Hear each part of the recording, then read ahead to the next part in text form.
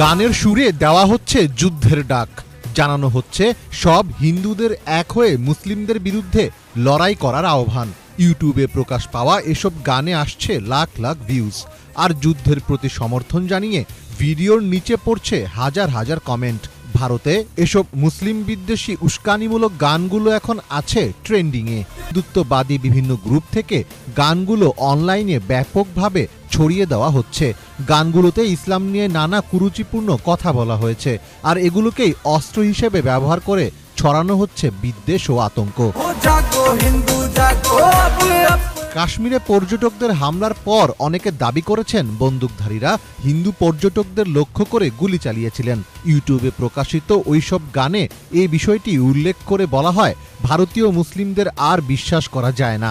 একটি গানের শিরোনাম পেহেলে ধর্ম পুছা, অর্থাৎ তারা প্রথমে ধর্ম জানতে চেয়েছিল। ওই গানের কথায় মুসলিমরা হিন্দুদের বিরুদ্ধে ষড়যন্ত্র করছেন বলে অভিযোগ তোলা হয়েছে।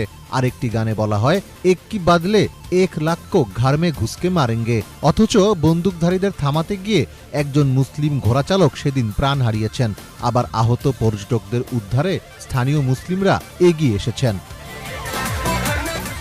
ভারতে গানের মাধ্যমে মুসলিম বিদ্বেষ ছড়িয়ে দেওয়া নতুন কোনো ঘটনা নয়। উগ্রবাদী এমন গান তৈরির জন্য বিশেষ সুবিধাও পেয়েছেন এসব গানের অনেক শিল্পী। 2022 সালে মুসলিম বিরোধী গান তৈরি করে জনপ্রিয়তা পেয়েছিলেন উত্তরপ্রদেশের শিল্পী কৃষ্ণা ভানশি। তিনি গানের মাধ্যমে মুসলিমদের দেশবিরোধী আখ্যা দিয়ে পাকিস্তানে চলে যেতে বলেছিলেন। পরবর্তীতে মুখ্যমন্ত্রী যোগী আদিত্যনাথের শপথ অনুষ্ঠানে এই শিল্পীকে পুরস্কৃত করা হয়। গানের মাধ্যমে এমন প্রচারণায় ভারতের একাধিক রাজ্যে বাস্তবেও মুসলিমদের বাড়িঘরে হামলাসহ সহিংসতার ঘটনা ঘটছে।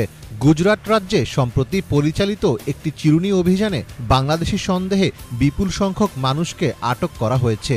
রাজ্য পুলিশের তথ্য মতে চলতি সপ্তাহের অভিযানে এখন পর্যন্ত প্রায় 6500 অবৈধ অভিবাসী আটক হয়েছে।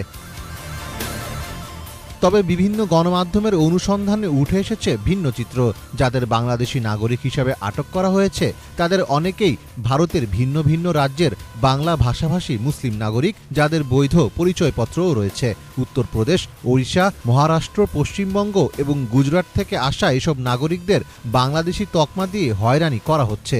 শুধু আটকই নয়, আহমেদাবাদের মুসলিম অধ্যুষিত চান্দোলা লেক এলাকায় বুলডোজার দিয়ে গুড়িয়ে দেওয়া হয়েছে বহু মুসলিম নাগরিকের ঘরবাড়ি। ফলে আতঙ্ক ও উদ্বেগ নিয়ে দিন কাটাতে হচ্ছে ভারতের সাধারণ মুসলিমদের।